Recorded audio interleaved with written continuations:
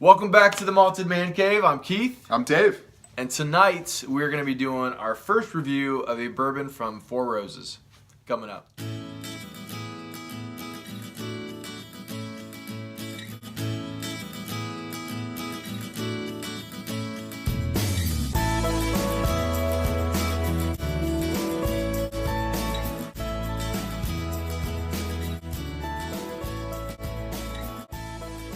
All right, so we're back. And tonight we're going to be doing the Four Roses single barrel. Have you had Four Roses before? I have had it before. It's once again it's not that expensive, or it's affordable for a guy between the ages of 20 to 35. And definitely like the standard bottling, which surprisingly enough, I don't think I've ever actually had just like the regular. You haven't? I don't think I have. That's I've had like the higher end yeah, stuff, yeah, which is kind of fun. I need to go get one. Well, Maybe you could bring that to the table. $20. There you go, sir. So tonight we're going to be doing Four Roses single barrel, and a little bit about this beauty is it comes in at 50% ABV. It's non-colored as it is with all bourbons, and unfortunately I think it is chill filtered. A little bit more about Four Roses. They're kind of known for always having 10 unique recipes that they use in a lot of their different whiskeys that they make in their different expressions, and they kind of designate which one it is by a 4-digit or a 4-letter code. And this one happens to be OBSV, and I'm not sure, I think the yeast strain that's used is V, which I'm not sure the actual scientific name. It's just yeast strain V is how they designate it. If you know what the actual yeast strain is, leave it in the comment for our general knowledge. And the Mashbill is 60% corn, 35% rye, and 5% malted barley. Do you know if that's usually the same amount that most distilleries use as far as the Mashbill? corn, rye? Yeah.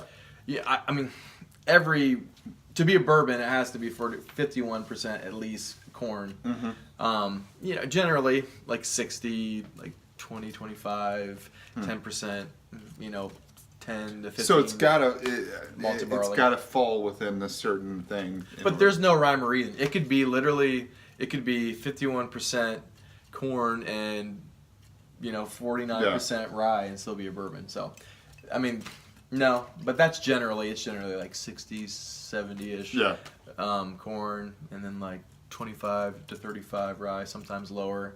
And different distilleries are known for using more rye than others. What is it that the rye does that? Personally, I think it adds like a spearmint note to it.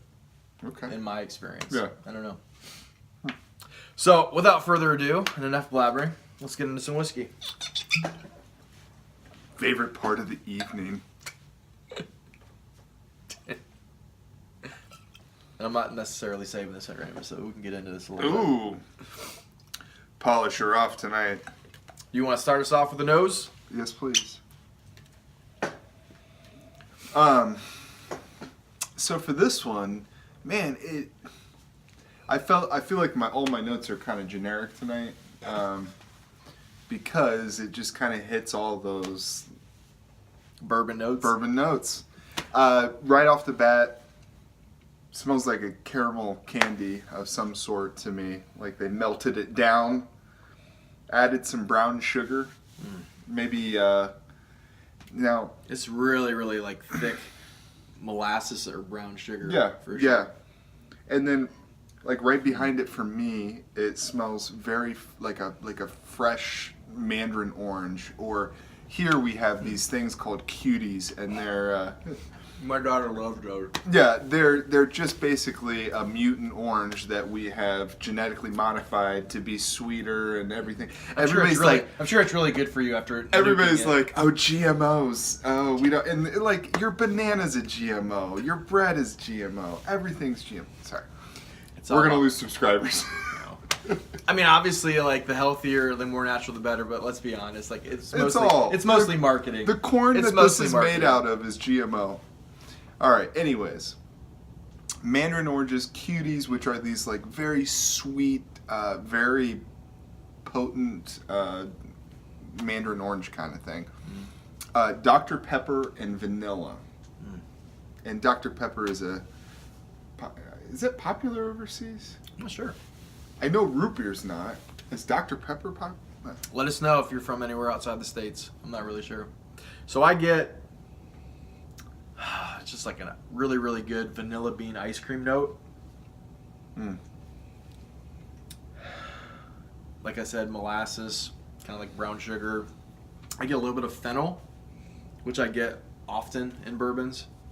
A little bit of a fennel note. Some cinnamon, white pepper. It's like spicy. Do you think it's? Yeah, you know what? I was gonna write like peppery down, like fresh ground pepper when I'm cooking over the stove and it comes up into my nose. Whenever I didn't write it down though. Whenever I get kind of a like real spicy spearmint, that makes me think that there's more rye in the mash bill. So I mean, this is fairly high, 35% rye for a bourbon. For a bourbon, it's on the higher end. Caramel apples that you'd get at the fair. And again, spearmint from that rye, real like spicy oak, spearmint, and lastly just a little bit of sweet corn syrup in the background. Sweet. Almost like you're like in a candy manufacturing plant. And they got all the corn syrup, the fructose syrup that they go in to make all the different candies. So that's what I get. What do you get on the palate? I only eat things made out of sugar. Sorry, well, let me take a drink real quick. Dave was dressed up all fancy tonight, and I had to like go change. I had like my white trash T-shirt on as usual, and I was like, "Dang it, Dave!" Looking all metrosexual, bringing pink back. Real men wear pink. Tell him, Dave. I'm a man. I guess I got purple, so I can't really make fun. That's kind of it's the color of royalty. Color of royalty.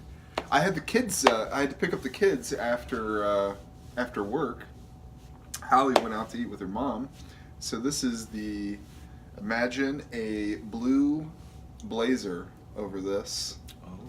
Yeah, that's what I wore today. All right, toffee, cherries. I didn't get Dr. Pepper. I got vanilla Coke. I was thinking it still has that caramel flavor, which is why I'm saying like Coke and Dr. Pepper. And caramel with sugar, and then I also wrote brown sugar Pop-Tarts.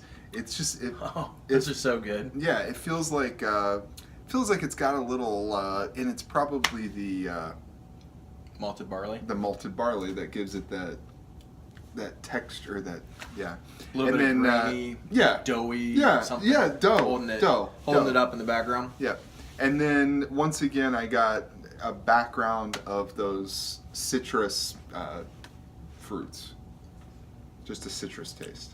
So I get, again, like that vanilla bean ice cream. I get, again, spearmint from the rye, a little bit of black licorice, grape and cherry cola, just like a generic grape and cherry cola. Ooh. Take a drink of cherry cola. It sticks around a lot. The finish for me is going to be fairly long. Like again, thick molasses. Have you ever had peppermint bark candy? Yeah. Something about this, like, just kind of blow. It seems like pepperminty or like mentholy. Peppermint bark candy. And then lastly, a very, very dry, like really, really dry and bitter dark chocolate.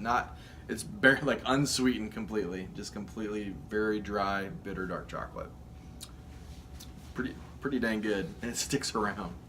It's pretty, it's a nice ABV at 50%. I think it's a good sweet spot for it. Yeah. It's, I didn't once feel like I needed to put some water into it. What about as somebody that doesn't drink daily or whatever, I didn't feel like, or not daily, but I drink when I come over and see you. Anyways, finish. I thought it stuck around longer than I anticipated it from the nosing and the palate. You don't think it sticks around for a while? I don't know. Maybe on my tongue. I guess not in... I can feel it more on my tongue. It definitely leaves pretty spicy to me. Peppery.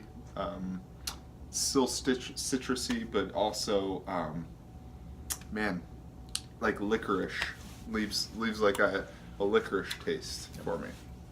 So for me, I think it's medium to long. Like for me, it sticks around for a long time. Again, I get that vanilla ice cream, that kind of like pour over like molasses and like caramel like toppings on like a just vanilla ice cream. A little bit of that spearmint, and then after at the very end it trails in again to that real drying oak and like very bitter dark chocolate. It's pretty good whiskey to me. Yeah. Not the best. No. But a good quality bourbon, and it's not super expensive. So, without further ado, Malted Man Cave Mark, what do you give this? I'm gonna give it an 88. An 88 for me. It's good. I mean, I'm right there with you. I think it's an 87. Okay. 87. 87. Malted Man Cave Mark for me is an 87 out of 100. Yeah. A good decent mark. I feel like we think if we give anything under 88, it's like terrible, but really, I want you to know that I like this. Yeah, it's not E.H. Taylor Jr., but Hoagie Bear. Hoagie Bear, and we're doing a review after this just for you, Hoagie. He's like, is your scale like out of 150? Like, where do you go? How do you have this that high? But you know, we're just positive people, Hoagie. Okay, we like to give. We just like whiskey. Yeah. Even crappy whiskey, we like. We can find value in crappy whiskey. Yeah, when you have days like us. Yeah. All right, question of the night, and again. Anytime you guys want to shout us out a question that you want, they don't want any questions. Talk about. Yeah, the people have spoken or not spoken. Too bad. Too bad. We're doing it. We're gonna edit these to the front of the reviews. I do it for Dave. Dave I don't really have a family. I don't have a job. When me and Dave first kind of started doing this, Dave really wasn't huge into whiskey. But he was doing it just to do something fun, and I think he's into whiskey now. You know, probably not quite as much as I am, but I always thought it'd be fun to let's talk about stuff as well, whether it's sometimes serious, sometimes fun. But you know what? I have things that I'm passionate about in my life that I like to do the research for and stuff like that, and so I appreciate that about you. I wouldn't come over and spend my time with you if you're like, hey, this is Keith's Whiskey Corner. like you didn't care about it. I keep coming back because you care about it. You'll catch the bug eventually. Oh, I've got it.